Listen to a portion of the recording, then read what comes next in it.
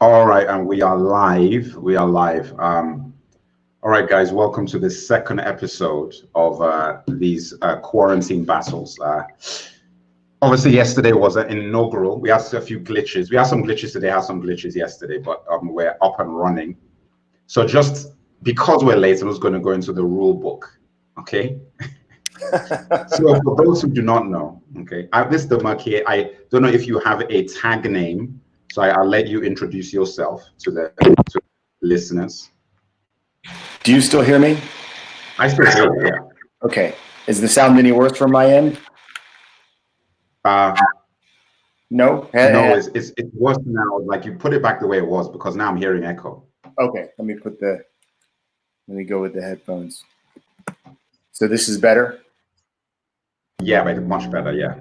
Okay, well. Cool. You know what? Try it without again. Maybe it resolved itself. Try without that. Okay. Without. One, two. Yep. Okay. That sounds. This is that fine. sounds okay. Okay. Sounds okay. Okay. I'm Joe Holt. You can call me Maestro. Okay. I'm an actor in LA. So that's what we're going to go with now, henceforth. What's We're that? going to go with Maestro henceforth. Maestro. I said we're just going to go with Maestro. Yeah. Henceforth, it's easier. Yeah. All right. So 5 minutes each way. I'm actually going to give the table over to you. So it's 5 minutes opening arguments each way, and then a 2-minute rebuttal each way, and then a free-for-all.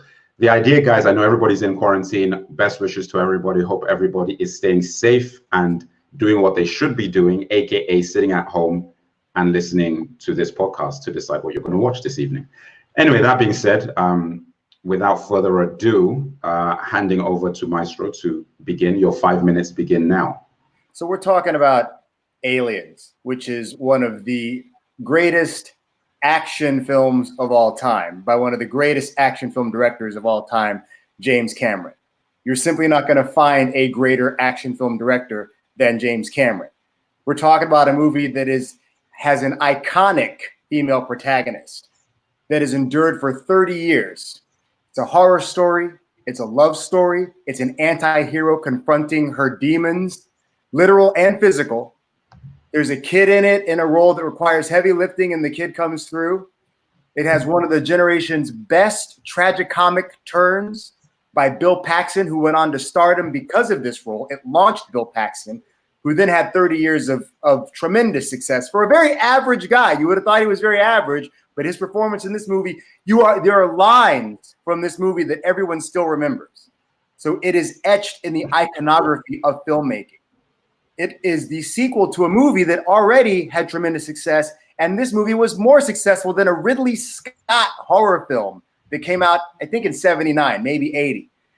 It grossed more than its predecessor. It made 5 times what it cost to make. This movie has everything you want in a movie. It gives you suspense. It gives you a resolution. It gives you a dramatic turn. It gives you a cast of colorful characters. And when I say colorful, I mean full of color. The movie has diversity. The movie is well scripted.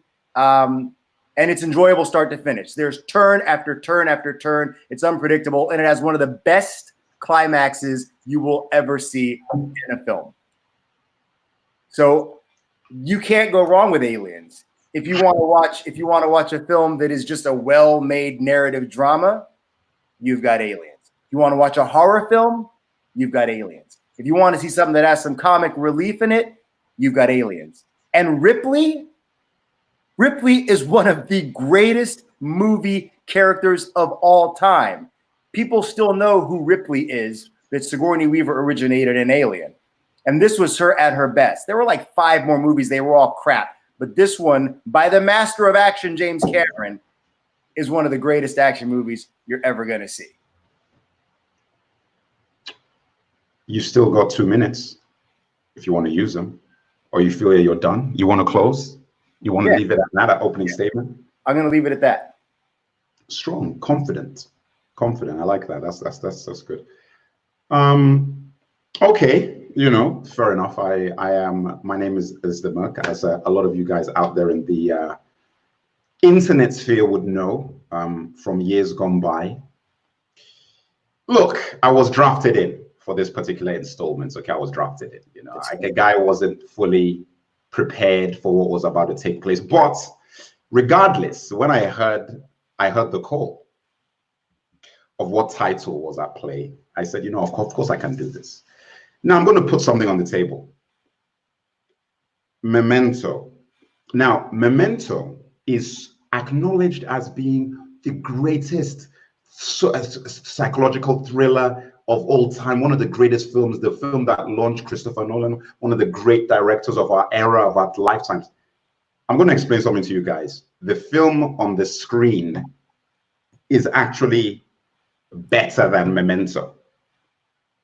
So whatever you guys are thinking as ideas and thoughts that you've had, and the reason why I'm saying this is that a lot of people haven't seen The Prestige. That is the reason why The Prestige is being put up against Aliens, because people are like, how are you going to put up this movie? Half the people out there, you know, even watching haven't seen this movie against a classic. The reason why is for that reason. A lot of people haven't seen a film that is better than the movie that launched the director that everybody calls the best director currently working. That's what we're talking about here. Now, The Prestige is about two magicians, okay? Two magicians. But it's actually a movie about obsession and about the lengths to which individuals will go to satisfy an obsession with being the best. However, the interesting thing about the movie is that through dealing with the concept of obsession, we actually are able to investigate ourselves and how far we would be willing to go, because there is a point in this film, and again, this is a non-spoiler thing, because the whole idea is that you have a choice to actually go and watch it. There is a point in this film whereby people get off the bus, but it's still fascinating. And when I say get off the bus, how far some of these characters are willing to go in order to fulfill the obsession with the perfect magic trick. What is very interesting about this film, and this is the thing that I bring up about particular movies as well, is the way that it actually also incorporates real historical figures. Again, I don't want to do spoilers, but real historical figures that have impacted humanity to the point at which we are in now. Okay, and you see them in a fictional piece whereby they actually play a meaningful role in the narrative, but you, after you watch this movie, you will be compelled to go and watch, or to go and read, or to go and investigate more about particular iconic historical figures within the narrative of The Prestige. Very important. And a very interesting factor about one of the people in this movie is the idea that this is a person that contributed to our lives as humans based on, you know, what we have and the inventions that they created, but nobody knows about it. And again, that is sort of the thematics within the story. Okay, that's one side. On a basic level, as a psychological thriller, it is operational. It works. So even if you don't care about like the subtext and all this other stuff, just on a pure level of like being engaged and being sort of captured by the tension of the film, it actually works. Performances are strong. Never been a Hugh Jackman guy, but this is one of his, in fact, I would actually say this is his best performance. I'd say it's his best. Because guys are going to say, oh, Wolverine. I'm like, Wolverine, in my opinion, he shouldn't even have been cast as Wolverine, because he's the body type. Wolverine is supposed to be a short, stumpy guy who is conventionally unattractive. But the whole point is that the person that loves him and he loves is Rogue. That's the whole idea of that character. He's got a Napoleon complex. That is the whole thing about what Wolverine was, which was destroyed by that casting. The reality is that, look, Hugh Jackman has done a lot of movies, good actor, very good on Broadway, someone. This film, his performance in this film, he came up against Christian Bale, and in my opinion, he's the guy I remember most in this movie. So again, I'm telling you that, first of all, guys, I gave you, if you're a Nolan fan, you go and watch this picture, because it's better than Memento. And Memento is my movie. Second point, if you're a fan of thrillers, you go and watch this picture. Okay? So I'm going to hold off on the comments for a minute, but just going to hold off on the comments. You need to watch this film. So first of all, I've got 5 minutes. 5 minutes. No? Wait, 2. I've got 1 more minute. My bad. Okay. So in encapsulation, Nolan watch the movie. Thriller, watch the movie. Historical context, watch the movie. A movie where if you like Hugh Jackman, his best performance in his career, watch this movie. Then the twists in this film, and this one I'm just going to leave it now, like Nolan, people like Memento because of the twist. The twist in this movie is crazy. Like it actually makes the movie, it changes the way you look at the movie. So when you get to the end of the movie, you're like, what the heck? I mean, you go back through the film and you're like, oh my goodness. So that's what, and listen, when you find out what happens at the end of this film and you realize something else about another character, that is mind-bending. I'll tell you that. And again, I don't want to do spoilers. There is something about the twist at the end of the movie that casts a particular sort of perspective on another character, the opposite character, that you're like, oh my goodness, and it changes the whole movie. And that is the brilliance of it. So I'm saying that I'm giving you a full meal here. You're going to get your protein, you're going to get your carbohydrates, you're going to get like a little condiments on the side, and a drink. You can't go wrong with that. Other guys are offering you meals. I'm giving you extras. That's all I've got to say. Guys, if you want to put a meal metaphor into this, I have an appetizer. Okay, 2 minutes are starting now. Okay, go. If you want to use a meal metaphor, my movie has an appetizer, a number of courses, a dessert, and aperitif, okay? His movie is a plotting, dark, hopeless, semi-period drama with a bunch of comic book characters. You got Batman fighting Wolverine and Black Widow floating around somewhere in there and Alfred. It's just another fucking comic book movie with a bunch of actors who are already established in a movie that did not do well. The whole notion of, oh, go see it because people didn't see it, there's a reason people didn't see it. Hugh Jackman's best performance is in Logan, without a doubt. In this movie, Hugh Jackman is average. Is in what? Logan. Okay, I mean, just keep going. Keep going. I shouldn't interrupt. Go on. Right. The movie that I'm talking about, Alien, is a thrill ride from start to finish. If you want to talk about turns, The Prestige gives you 2. And this movie gives you a turn every 7 minutes in Aliens. Because you never know what the new obstacle is. You're watching this battle. You're watching the human journey, as opposed to watching these 2 self-absorbed guys who don't care about anybody but themselves, just pushing themselves forward. And ultimately, if you want to have a history lesson, you're not going to watch The Prestige. The characters that they mention are true people that are completely fictionalized. So what's the point? And if you want to make a critique about how Hugh Jackman is not used properly as Wolverine, it doesn't matter. In Aliens, from start to finish, you're wondering what's going to happen. Every 5 minutes, you're wondering what's going to happen next. You can never predict what's going to happen next. And the way that Sigourney Weaver takes on every single challenge, she has to overcome her own emotional flaws. She has to overcome her own instinctive flaws. Her maternal side has to come out. Her warrior has to come out. It's one of the first fully fleshed out female action characters we've ever seen. And she's not some pinup person. It's a real woman. Time. All right, first of all, Shawshank Redemption, Blade Runner, Clockwork Orange, goodness me, Glengarry Glen Ross. I could just keep going. Films, Big Lebowski. Do you know how many movies that have been released that nobody went to see when they came out in the cinema? Shawshank Redemption is actually the craziest of all of them, which is basically at the top of so many people's list of the greatest film of all time. That flopped so badly, they rushed it into video. And for some reason, people just started watching it on video. And then all of a sudden, it became a classic. Shawshank Redemption, where it blows their minds. Blade Runner was a flop. It flopped. So please do not even listen to that. Aliens was a smash hit because it's a blockbuster movie. So is Fast and the Furious. Okay? So let's not use that as a determinant as to whether you should pick this as your quarantine movie. Second of all, let me just put some respect on the name of Aliens. Like, I'm not trying to say Aliens is bad. So don't get me wrong. Like, I'm fighting the corner of my picture. So I'm not trying to say that Aliens is a trash film. In fact, there are no films that have been selected for this battles series that are trash. You can't go wrong with anything, but the point is we're fighting for which one. Now, second of all, like The Prestige has all of those things. The Prestige, there is no moment in that movie that you know what is going to happen. And the beauty of it, which is the beauty of Nolan's best work, is that you think you know. You see, the difference between an action movie, which is what Aliens is that you're constantly aware that I don't know what's going to happen. It's like, that's the point of those movies.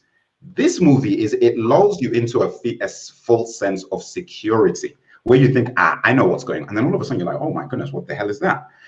Constantly in The Prestige. That's the reason why it's so effective.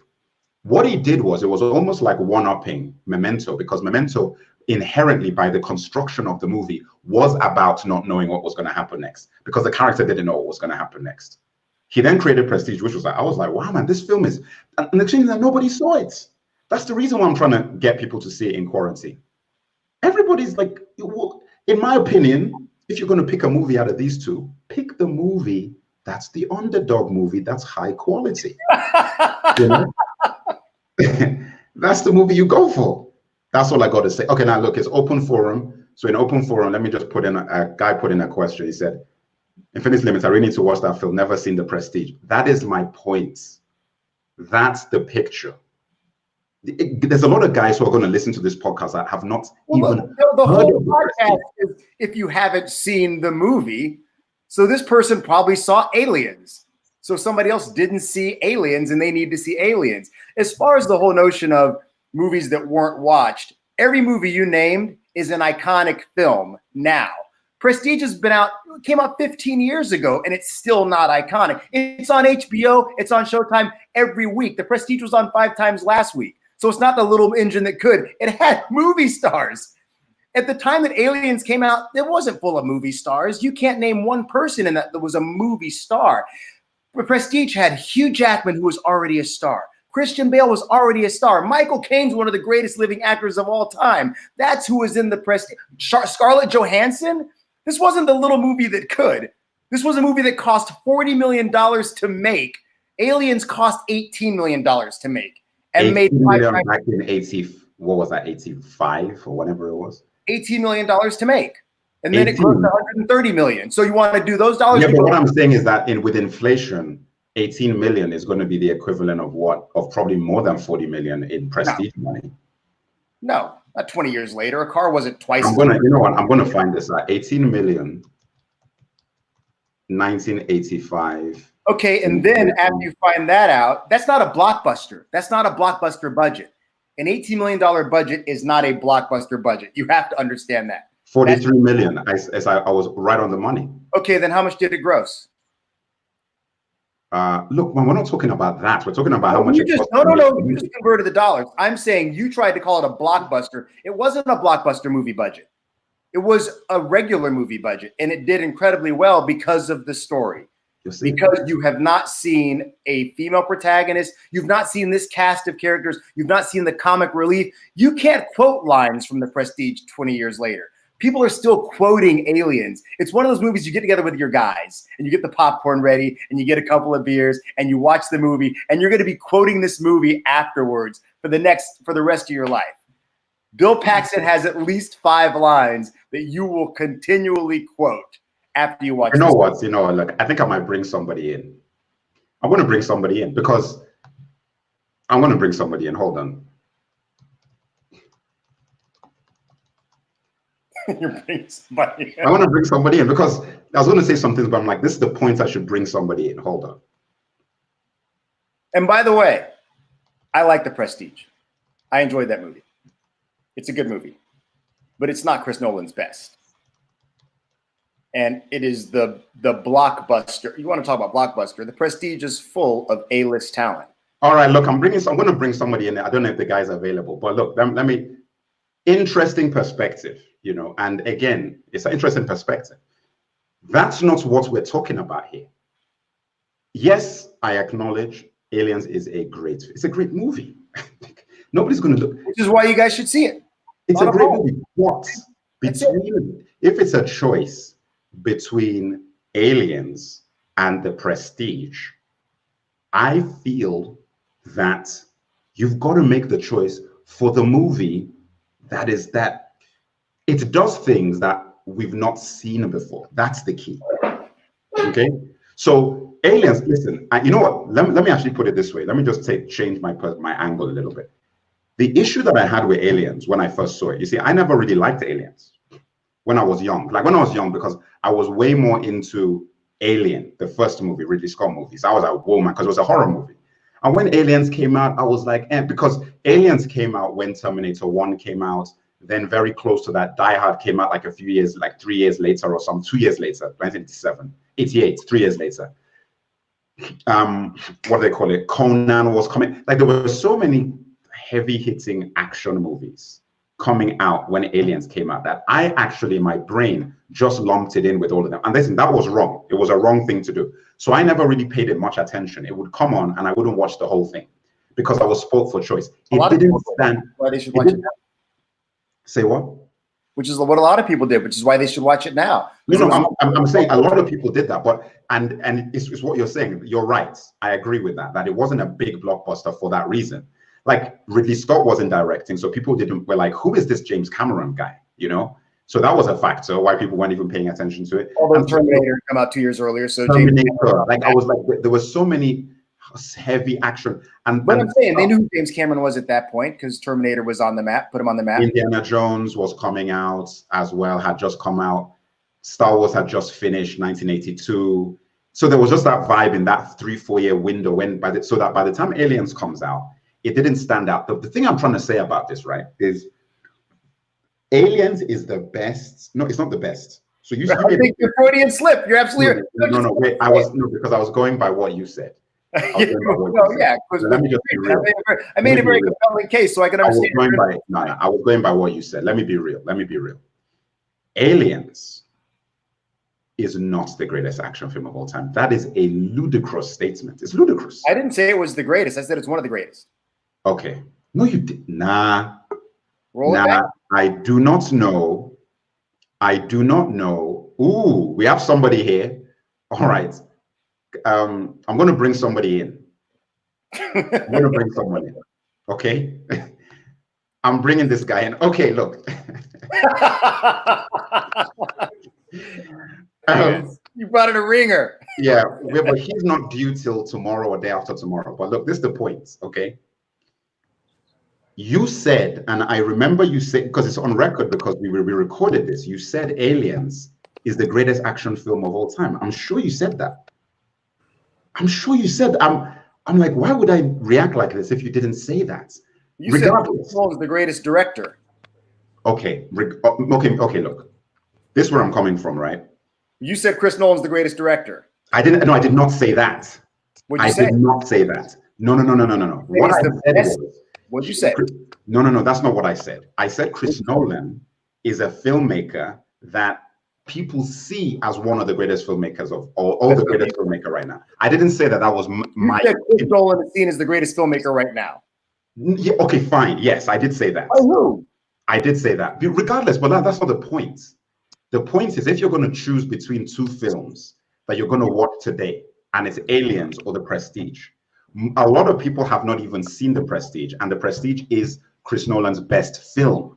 So for a director who is seen as the greatest director currently working, not to a lot of people, right? And there is a movie out there that is his best film that most of you have not seen, versus seeing a movie that came out in like 1980, whatever. And okay, so now you're gonna bias against the movie because that's not the point. Let me just get to the end of the point. Going against a movie that came out in the 80s, right? And is not the creme de la creme of action. Terminator 2, Die Hard 1, Terminator 2, Die Hard 1, Predator.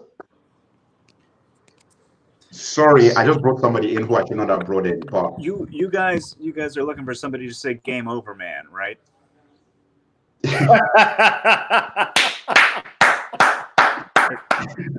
Gotta be some nerdy ass white guy from Aliens in the. Listen, Joshua Banta, I am so happy to see you. Good to see you too. For 100 reasons. And I love this conversation because Thomas is one of the best movie minds I know. But I want to just appeal to the fact that there's a reason you watch a movie. The reason you watch a movie is because you want to go on a ride. And the ride you go on in The Prestige, which is not a bad film, it's a good film. Once you go on the ride, you don't want to go on it again. Every time Aliens is on for 30 years, it's like Shawshank. You watch it. You want to watch it again and again and again. I don't want to watch two white dudes swinging their dicks against each other for 2 hours in some period drama that just has one outcome and then, oh, that's what it was. I never need to watch that movie again. And when Prestige comes on, I don't watch it all the way through. And I like him as a director, and I like these actors. When Aliens is on, I got to watch it start to finish. And the climactic moment of Aliens, which a line I won't even give because it gives too much away with Sigourney Weaver, is classic. That is fair enough. That is fair enough. What I'm trying to say about The Prestige is this, right? You're talking about people who are in quarantine. Okay? I'm saying, okay. Since you're vaccinated and you have no other options, here's what I'm trying to tell you. Wait. We're talking about guys in quarantine, okay? And we're trying to give them and decide on a movie out of these two movies that you should give your time to tonight. The movie, in my opinion, that you should give your time to is the movie that gives you a balanced diet. Aliens doesn't give you a balanced diet. Prestige doesn't give you anything. You don't walk away from that movie with anything. That movie is an irredeemable. That movie is two non-redemptive guys. All right, you know what? I gotta cut in here real quick. Despite Aliens being from the 80s, only one of these films has David Bowie, and it's not Aliens. Fair point. I think when you talk about like totally unlikable people, you gotta keep in mind the supporting cast. And if you're asking me to go Bowie versus Paxton, that's a hard case to make. That's a good point. Not only that, and I didn't want to do a spoiler, so let's still not do a spoiler because that's the character I was talking about in my opening statement. In my opening statement, I said there is a character in this movie who is pivotal and really, really takes Prestige up a level because he's playing a character from history that was duped. And that is the beauty of it, is that it's very meta. Because I'm talking about a movie that few people have seen. Now you're just being a snake oil salesman. Nobody's watching. Hold on. Here I think, about that. I'm wondering if you guys, nobody's going to win or lose the debate, presumably. You guys are each going to come away trying to convince everybody. Would you guys agree to, if you're going to stay awake, watch Prestige? If you're going to fall asleep, watch Aliens? I wouldn't agree with that. I wouldn't agree with that either. I wouldn't agree with that. I think you guys have both come to the conclusion. I agree with that. More familiar movie, and I agree with that. It's a harder one to track because it's the Prestige is a little bit harder to track, even though it has that cool meta device in the beginning with the birdcage and all the it's doing the nested narrative thing that Nolan can't resist every time. Yeah, that's right. Yeah, I mean the Prestige to me is enjoyable. It requires full focus, and then on some level you're going to feel like, oh, well, fuck you. Whereas with Aliens, you're going to watch it and you're going to think, oh man, this is awesome. That's a very subjective. Everything about this is subjective. That's a very subjective. Yeah, but that was super. I'm telling you subjectively, the same way you're. Let me pull. My movie is far more entertaining. Why do you go to movies to be entertained? Okay, so Sam Collins, two really great films, but how are they related to each other? I just came in, so I may have missed the explanation. Yeah, Sam, this is not about, the movies don't have to be necessarily directly related. It's more about deciding on what film we believe you should give your time to today during quarantine. So even though a lot of the battles are somewhat linked a lot of the time, we don't want it to be too similar, because if it's too similar, then there isn't really a choice. They're both good films. They're both great films. So what we've tried to do is pick really, really solid movies. Let me pull another one up. Infinity's Limit. T2 is the greatest action film to me. It can't be topped. Arnie was unreal in that film. I agree. I have nothing else to say. I agree. Isn't T2 coming up as one of the debate films? I don't think so, you know. Don't you have somebody's got to have that on their list for sure. I don't think anybody. I'm taking that. I'm taking that. Do you know what the big one is? The one I'm waiting for, the greatest battle. I agree with Predator. Comment. Heat v Dark Knight. I think that's me. Heat v Dark Knight is good. That is juicy. That's going to be 3 hours. Am I in that one? It's me v you. It's me. That's going to be good. Wait, it's what versus Dark Knight? I have so much to say. Heat versus Dark Knight. Oh, Heat. Who's Heat? I have so much to say. I think that I have Heat. And that's going to be a tough one for me, but it's going to be a fun battle. Sam Collins says, if someone is purely into action cinema, then I say go for Aliens. But if they prefer more psychological, intelligent types of films, then go for Prestige. Again, both are highly rewatchable. So in other words, I don't know if I agree with that. 3% of the society go for Prestige. If you're part of 97% of the society, go for Alien. No, but I mean, there was something he said that I don't agree with. I agree with what you said, ironically. Prestige is not as rewatchable. But that is not even part of my argument. Like, Aliens is, of course, Aliens, you can drop into Aliens. Well, the funny thing about Prestige is you're rewatching it the first time you see it. What's that? That's the notion of the Prestige. Say what? Structurally, the notion of the Prestige is that you're rewatching it the first time you see it. Like, the idea of the movie is that you see it before you see it. Sorry, we got a... Yeah, no, we can hear you. We can still hear you. So I think maybe that's taking away from the rewatchability. Yeah, but yes. Well, the Prestige is also like, what do you call it? Eponymous, when the name of the thing is actually the thing? Yeah. And the Prestige is an eponymous movie where it is what it is saying it is. I do think, look, man, I'm trying to get you to watch Aliens like James Cameron needs me to fill his coffers. They are both good movies, but I think just that torrent Aliens. What's that? Torrent Aliens. I think if you're trying to find a movie to watch tonight where you don't want to have to, you're already under stress, right? You want to go to your quarantine population that you love to talk about, Thomas. You guys are stressed out. The last thing you need is a dark, plotting, twisting, psychological head screw. You need to go enjoy yourself. You need to get the popcorn out, sit down on your couch, crack open a beer or some red wine, and watch an entertaining movie that has everything. You know what? That's what I think. Yeah, watch something about like this villainous thing that just goes through a population and destroys it. Absolutely. Great point. Solid. Watch Man Against Nature. Watch Man Against Nature. Yeah. So if you want escapism, you kind of disproved your point on the alien side. That's solid. No, I'm saying that, but it's entertainment. Nobody thinks the alien exists in real life. Right. That's why if you watch 15 versions of Contagion, Aliens is your next movie. Absolutely, because Contagion could happen. Aliens can't. Yeah, but you know what? Why we watch movies. At the end of the day, the guys are locked in. Guys are not, listen, people are in quarantine, right? They now have an opportunity to reflect on their lives, on who they are as people. They want to be stimulated psychologically.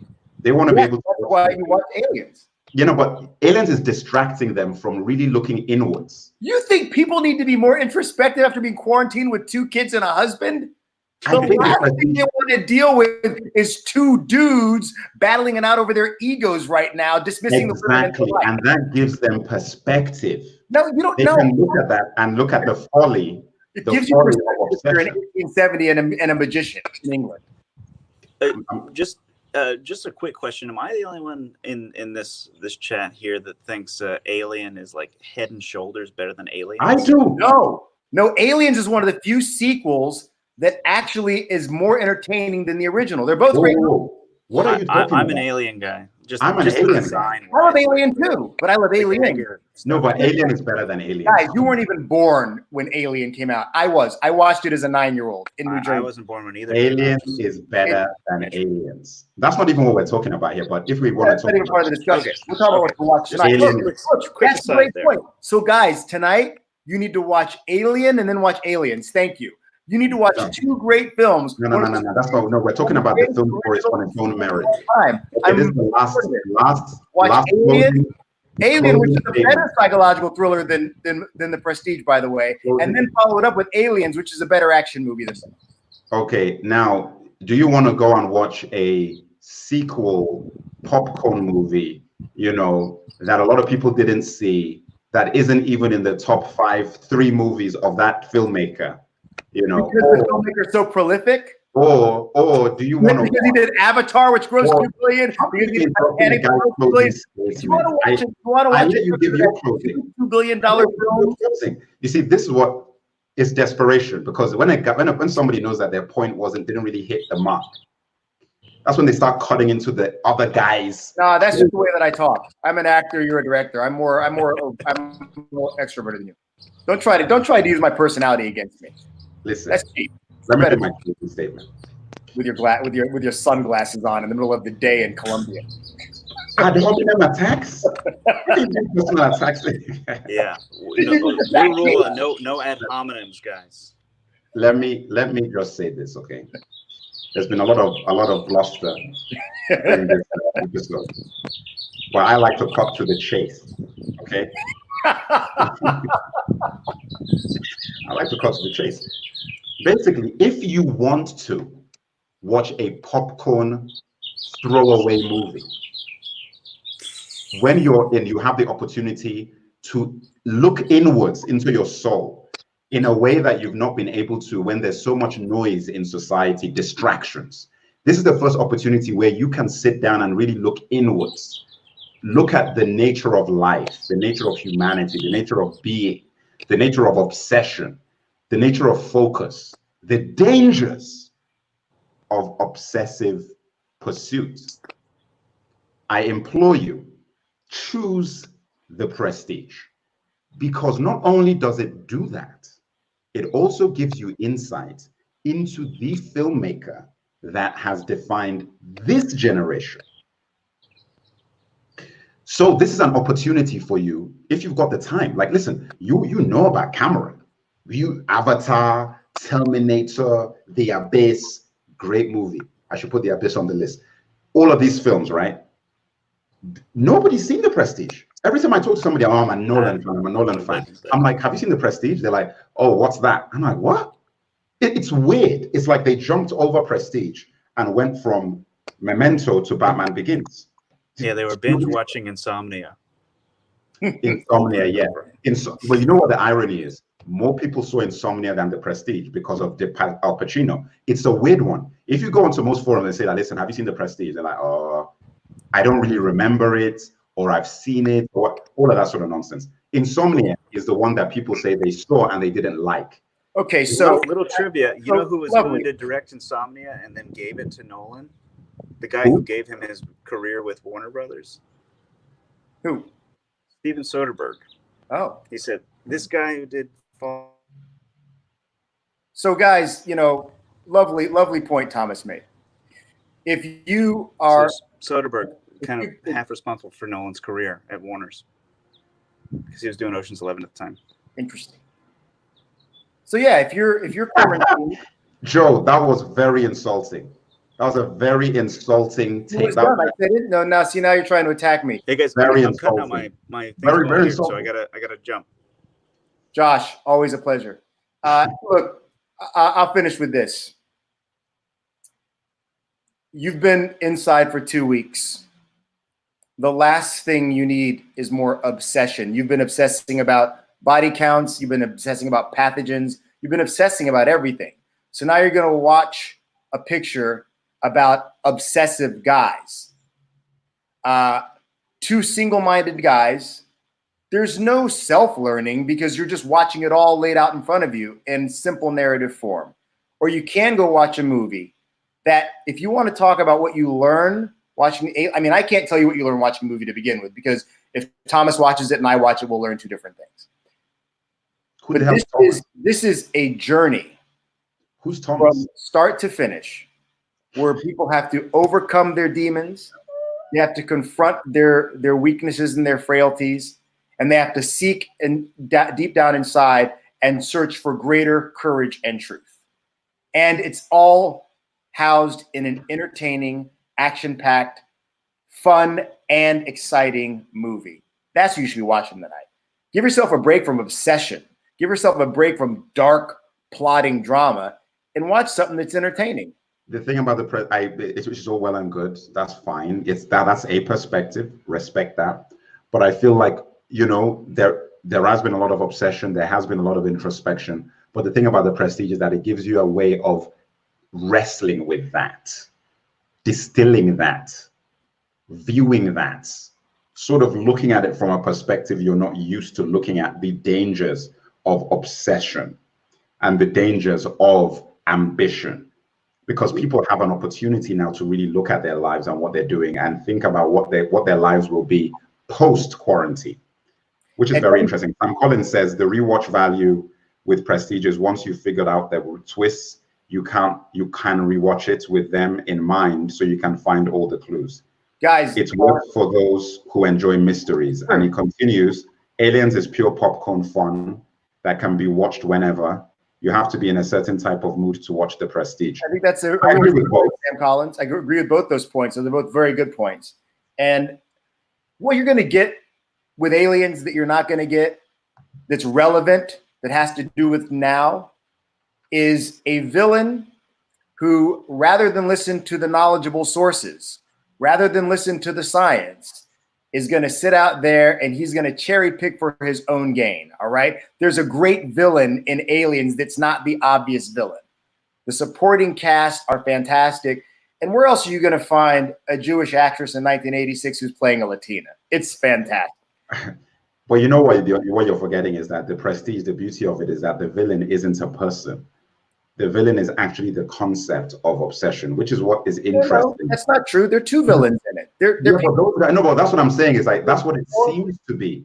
That's what it seems to be till you get to the end and you realize when you get to the end that the villain is obsession. Like obsession isn't the villain. Obsession has to be used improperly. Michael Jordan had obsession. It wasn't villainous. The villain is the human being. No, but that is, again, you see the thing about a villain, in colloquial, listen, of course, if you go by the Oxford Dictionary and what is the villain, you could say, okay, it has to be attached to a character. Now, not even necessarily, because if you look it up, I mean, I could look up the definition of it. It's not necessarily the villain of the piece. Could be a disease. It could be a concept, an idea. Depends on the context of what you're talking about, right? In the context of a movie, though, where you have protagonists, where you have action, where you have things being done. Why did you come back? You know, why you yeah, I could change the location. Something that went wrong. But it's like a 1980s music video. You say, no, look, Maestro is desperate. You know, like he's clutching at straws. You know, I'm very relaxed personally because I seem really tense. Here's a question I had before it kind of failed. I think it kind of bumped when I got a call, but one. And I'm going to have you guys answer in reverse order here. So, Joe then Thomas, then Thomas, then Joe. So, one, what would you score each of the movies comparatively out of 10? And maybe you guys have already done this on Curator, but what would you score your opponent's movie out of 10? Very, very good point. That's a great point. Let us, while you've asked that question, let us see what the Curator score is. So can you see that, guys? Yep. Mm-hmm. It's a 9.1. Okay. Out of how many scores though? Sorry, that I can't see at the moment, but we've got quite a few scores. If it's a 8.7, so Alien is rated higher than. Those are comparable scores. I mean, those are comparable scores. Mm-hmm. Yeah, but for you guys, what do you score your opponent's film? What do I score? You're both saying it's worth seeing. Like scale of 1 to 10, what would I give Prestige? Yeah, I'd give it like an 8.3. Okay. I would give Aliens 8. An 8.29. Yeah. No, but let me be honest. Okay, look, that is actually a real score. Like you can ask.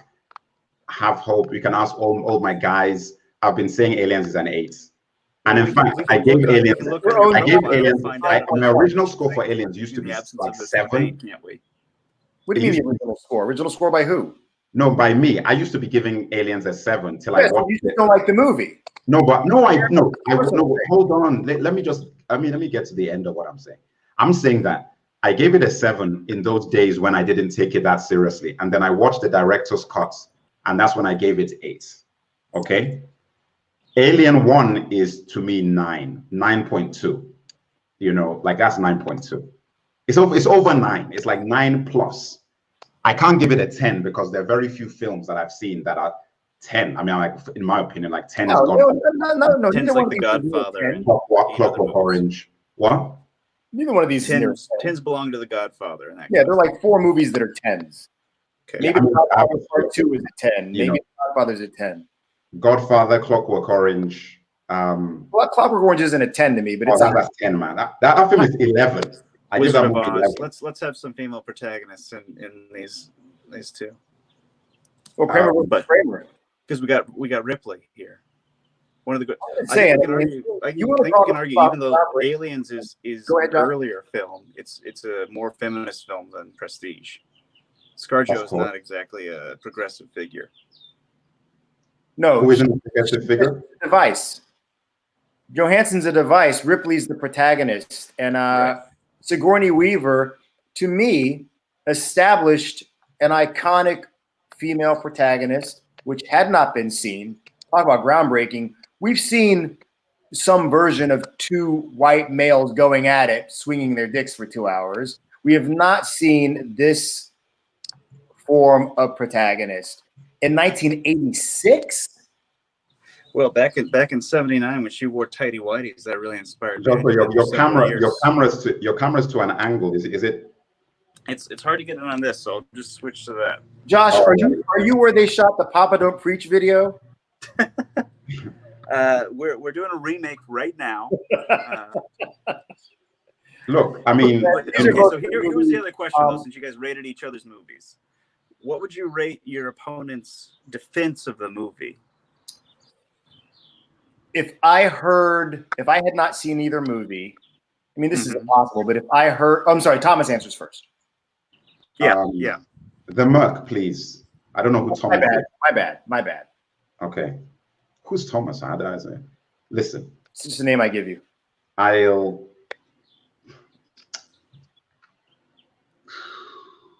The defense. 7. Okay. So a better case can be made for Aliens, but he made it pretty. No. Actually, you know what? Let me be honest. 8. I give it 8 because I'm like, you know what? It's a strong defense. It's a strong defense. There are a couple of things that I might have pulled out of the bag, which I will not say because I don't want to obviously do that against myself. But there are a couple of things I would have pulled out of the bag. You got some trump cards in there that you didn't use. Got some trump cards in there you didn't use. But 8. Knowing the Merc, how I know the Merc. See, here's the thing. I'm gonna scale his grade because he didn't know he was going to be defending it. Typically, I'd give him a 7, knowing him, because it's all just this sort of pedantic technical stuff that doesn't have any passion in it. But since he was thrown in the middle of this, I'm going to give him an 8.3 for his defense. Jeez. Fair enough. But I feel like, it suffered from like being a schoolyard, like a school assignment of here's the technical reasons you should watch this movie, as opposed to this movie grabbing you. That's what I thought. 8.3, popular answer for you today. That's right. That's about what we're living. That's your go-to score. Well, guys, that's what we got. I think, as I've said, and I said with all the movies that are in this series that we're doing, you cannot go wrong with either film. I think we presented a strong case for both pictures. Tune in tomorrow. Tomorrow's battle, I think Josh was actually back. I think it's Night of the Hunter versus the Deer Hunter. I think it's both of you. Deer Hunter. Yeah. It might be both of you guys, yeah. Am I doing tomorrow night's Deer Hunter? Battle of the Hunters. Oh, that's going to be tricky. Yeah. Have you seen Night of the Hunter? What's that? I'll be moderating anyway, so I'll be on. Have you seen Night of the Hunter? I'll see it today. All right. You don't need, what? I actually don't think you need, if you're defending your movie, just defend your movie. Yeah, but there's like, I'm not going to go up against the guy who's seen both movies when I've seen one. Yeah, I also think there's a degree to which, in order to say this isn't that good or that's not that good, you're not just saying, you have to be able to compare the movies, right? Yeah, you can't encourage ignorant debate, man. If someone sees Godfather and someone sees Citizen Kane and they both say these are great movies, we don't really get much of a debate if they haven't seen each other's movie. All right, so this Sam Collins came back again and said, for me personally, Aliens and Alien, 9.5 out of 10. What? What? Why are you criticizing the guy that's weighing in? I think The Prestige is a solid 9 and is in my top 3 Nolan movies after Dark Knight and Inception. What? You know what? I'm not going to insult anybody. I like this guy. I think he's smart. He has a good read on the situation. I'm not going to insult anybody, but you already did. You already did. You just said what? What? Inception. That's insulting. Inception. All right. It's strictly an interrogative. What? Yes. Hold on. No, let me just analyze this. I'm going to ask a question to this user. You're trying to tell me that, in your opinion, Inception is better than Memento and Batman Begins. That's all I'm asking. Really commonly held opinion for a lot of people. Inception. You guys alone. There are a lot of people that see Inception as groundbreaking. I'm not one of them, but some people do. That's a staggering statement, but fair enough. All right, man. All right. That's all we got. Thank you very much for tuning in, everybody. Thanks for tuning in. I guess I'll see you two tomorrow. Yeah, see you tomorrow. We'll be back tomorrow with Night of the Hunter versus the Deer Hunter. That's going to be strong because it'll be interesting, I would say. These are very different movies. Neither movie for me. It's going to be interesting. That'll be interesting.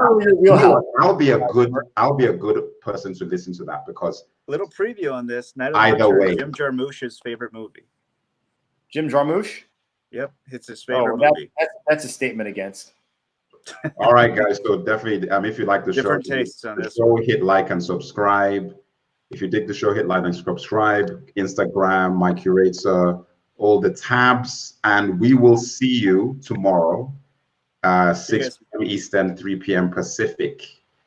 Adios. Seen these? Go rate these movies. Go curate these movies. Oh yes, it's inaugural episodes. We're just trying to oh, this guy wanted to put. I'm gonna just let him just defend himself. The second half of Batman Begins brings it down somewhat. Batman Begins, the only movie, okay, that the only film, okay, other than Batman Begins, superhero movie. Let's even just go by superhero movies. Is Superman 1, which I'm waiting for when I do that one. That's good. Because it's Superman 1 versus The Matrix. Oh, that's tough. I want to see that. Oh, I'm winning that because do you know the amount of things I have to do? You doing Superman 1 or are you doing The Matrix? I'm not doing Matrix. Superman is my favorite film. You see how you attack? You see how you attack people when they ask simple things? Yeah, I'm not doing Matrix, and I respect the Matrix. I agree with Sam on the second half of Batman Begins bringing it down somewhat. No, it does bring it down, but to a level that is below Inception. Come on, man. That is just too much. Then you get Inception is like a good old rap enigma. All right, I'm gonna run. All right, cool guys. That's where we go, guys. See you guys. Stuff.